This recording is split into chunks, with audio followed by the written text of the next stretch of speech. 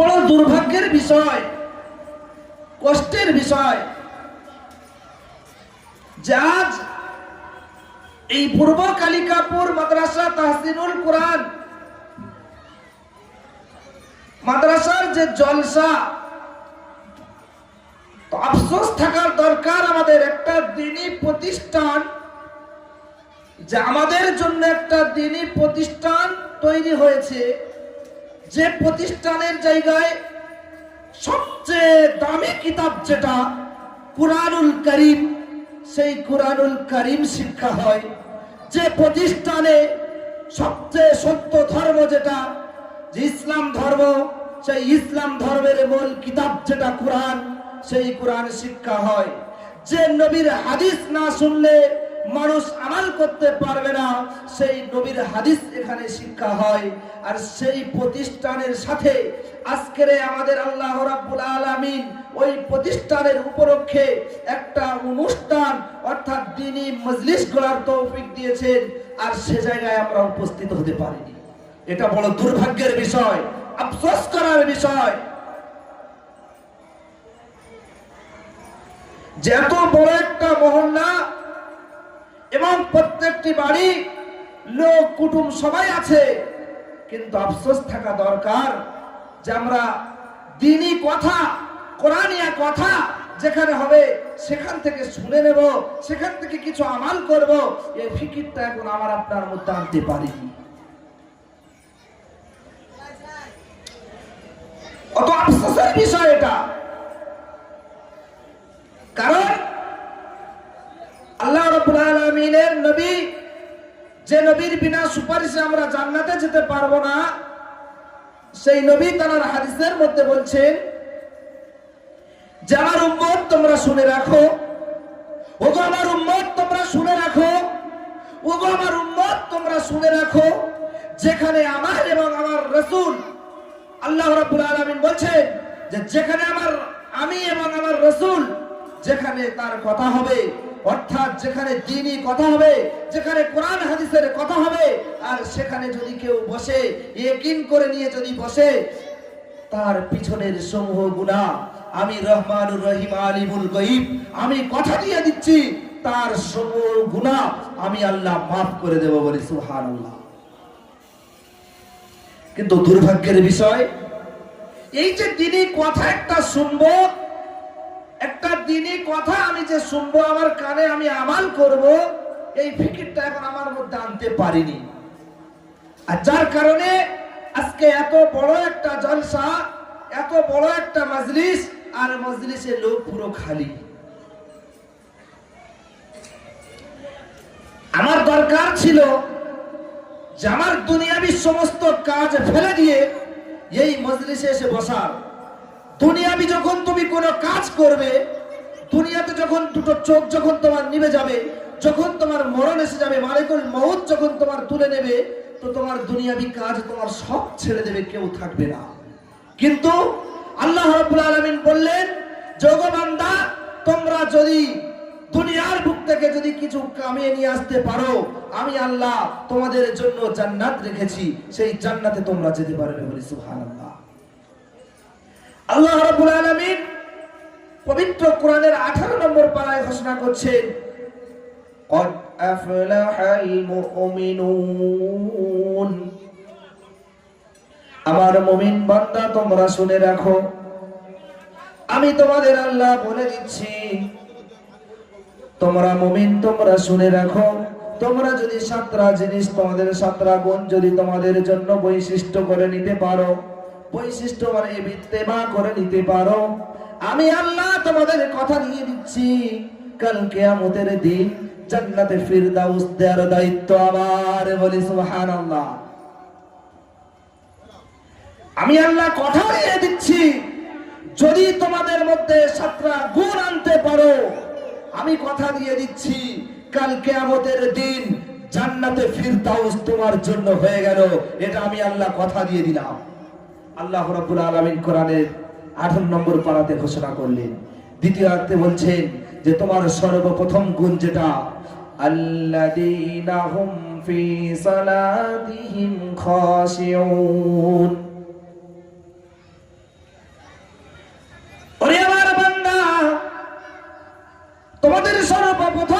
যেটা সেটা হলো নামাজ। তোমরা যদি 5 ওয়াক্ত নামাজকে ইহতিমাম করে নিতে পারো, আমি আল্লাহ কথা দিয়ে দিচ্ছি, তোমাদের দুনিয়াতে আমি আল্লাহ তোমাদের 5টা পুরস্কার দিয়ে দেব। সর্বপ্রথম পুরস্কার যেটা দেব, ওগো আমার বান্দা তোমরা শুনে রাখো, কান খুলে শুনে নাও। তোমরা যে বিবির জন্য, বাচ্চার জন্য, পিতা মাতার জন্য, তোমরা যে দুনিয়ার বুকে যেটা নামাজ কাজা করে যারা দুনিয়ার বুকে ঘোরাফেরা করছো, ইনকাম করছো, রোজগার করছো, ওগো আমার বান্দা শুনে রাখো, তোমাদের রুজির অভাব আমি দূর করে দেব। বলে সুবহানাল্লাহ। সর্বপ্রথম কি বললেন? যে বান্দা তোমরা শুনে রাখো, আমি আল্লাহ কথা দিয়ে দিচ্ছি, যার জন্য দুনিয়ার বুকে নিজের বাচ্চার জন্য, নিজের বিবির জন্য, নিজের মার জন্য, নিজের বাবার জন্য, নিজের দাদুর জন্য, নিজের দাদিমার জন্য যে তুমি রোজগারের জন্য ছুটছো, নিজের মাথার ঘাম পায়ে ফেলে ছুটছো, আমি আল্লাহ কথা দিয়ে দিচ্ছি, তোমার রুজির অভাব আমি দূর করে দেব। কত বড় অফার! দুর্ভাগ্যের বিষয়, আজকে এগুলো আমরা শুনছি, বুঝছি, কিন্তু তারপরে না বোঝার ভান করে আছি। কিন্তু মাথায় রাখতে হবে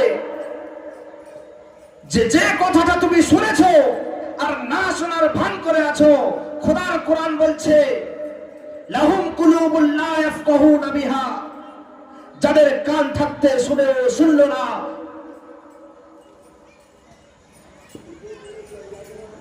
যাদের কান থাকতে শুনেও শুনলো না, ওয়ালাহুম আযানুন লা ইয়াসমাউনা বিহা, যাদের চোখ থাকতে দেখেও দেখলো না, ওয়ালাহুম আয়ুনুন লা ইবসিরুনা বিহা, যাদের দিল থাকতে অনুভব করেও করলো না, তো উলাইকা কাল্লানআম বাল হুম আযাল উলাইকা হুমুল গাফিলুন।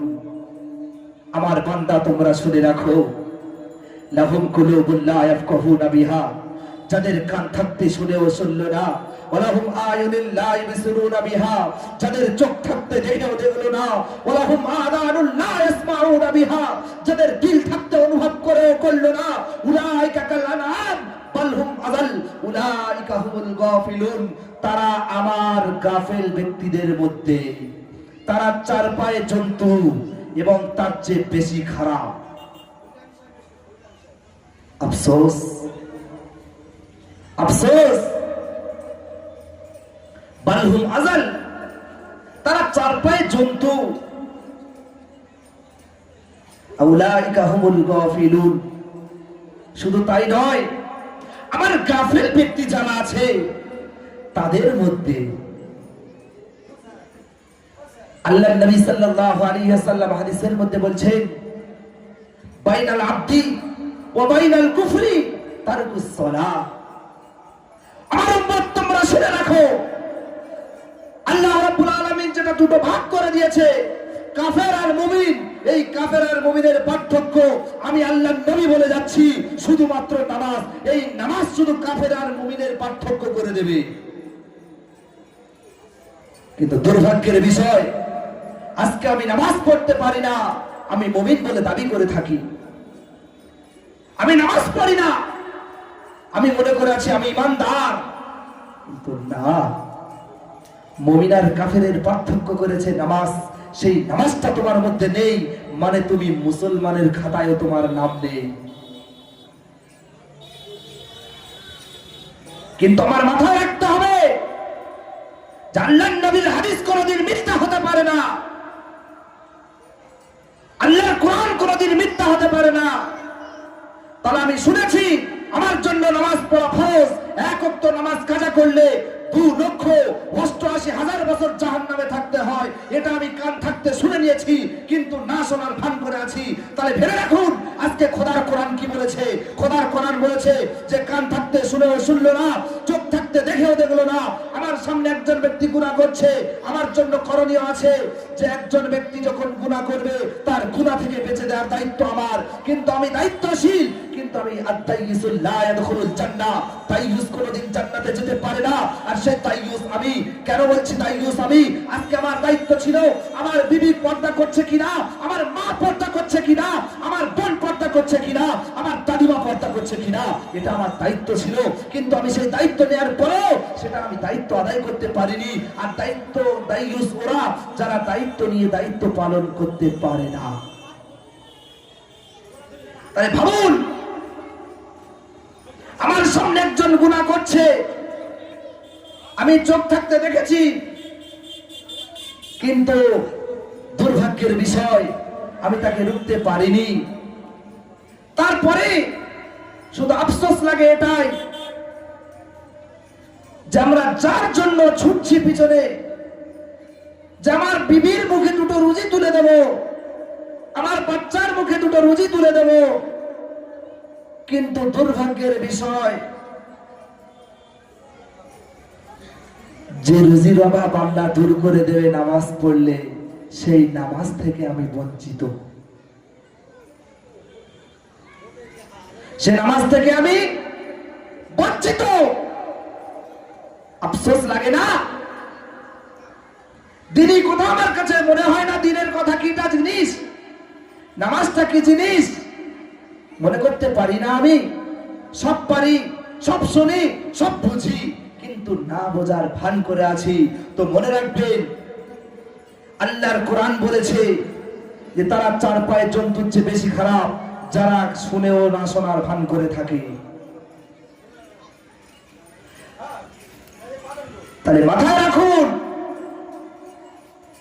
যে আমি শুনেও না শোনার ভান করে আছি, আমার জন্য নামাজ ফরজ, আমার জন্য দিনের দাওয়াত ফরজ, কিন্তু আমি সেটা করতে পারছি না। তাহলে মাথায় রাখুন এটা যে কাল কিয়ামতের দিন তোমার হিসাব দিতে হবে, কেউ তোমার বাঁচাতে পারবে না। কঠিন দিন যেটা, নিজের বাপ নিজের হবে না, নিজের মা নিজের হবে না, নিজের বিবি নিজের হবে না, নিজের বাচ্চা নিজের হবে না, শুধুমাত্র হবে তোমার আমাল। কিন্তু সেই আমাল যদি না বলে নিয়ে যেতে পারো তো তোমার কাল কিয়ামতের দিন জান্নাত দিতে কেউ পারবে না। এই আমাল করে যাবে, জান্নাত পেয়ে যাবে। হাদিসের মধ্যে এসেছে মিফতাহুল জান্নাতিস সালাহ, জান্নাতের চাবি হলো নামাজ। তার আবার মাথায় রাখতে হবে এই নামাজ যদি পড়েছি আমি কাল কিয়ামতের দিন কামিয়াবি হয়ে যাব। আমাদের একটা তিনটে জিন্দেগি ছিল, যে সর্বপ্রথম জিন্দেগি, এই তিনটে জিন্দেগির বর্ণনা করে আর আমি এখানে বায়ান শেষ করে দেব, খুব সাময়িক সময় আছে হাতে, আজান হবে। তো জিন্দেগি, সর্বপ্রথম জিন্দেগি যেটা, আমরা মায়ের গর্ভে ছিলাম 10 মাস 10 দিন। তো ওই সময় আমাদের কানে খবর লাগানো হয়েছিল যে তোমাদের জন্য আরেকটা জিন্দেগি আছে, যে জিন্দেগি তুমি ঘুরেও শেষ করতে পারবে না। একটা এত বড় পৃথিবী, আল্লাহ এত বড় একটা নিয়ামত তোমার জন্য আছে যেখানে তুমি ঘুরে শেষ করতে পারবে না। অবিশ্বাস করেছিলাম যে এর চেয়ে বড় জায়গা আর কি হতে পারে। মায়ের গর্ভে তখন অনুভব করেছিলাম যে এর এর চেয়ে বড় জায়গা আর হতে পারে না। কিন্তু খোদার কোরআন প্রমাণ করিয়ে দিয়েছে যে না, হকিকতে আমার জন্য একটা বড় চিরস্থায়ী, যেটা ক্ষণস্থায়ী জিন্দেগি আছে। নেই, আমরা মায়ের গর্ভে থেকে দুনিয়ার বুকে এসেছি, এটা একটা জিন্দেগি নয়, এটা একটা জিন্দেগি। তাহলে মাথায় রাখুন, দুটো জিন্দেগি আমার জন্য পার হয়ে গেল। এটা ক্ষণস্থায়ী জিন্দেগি।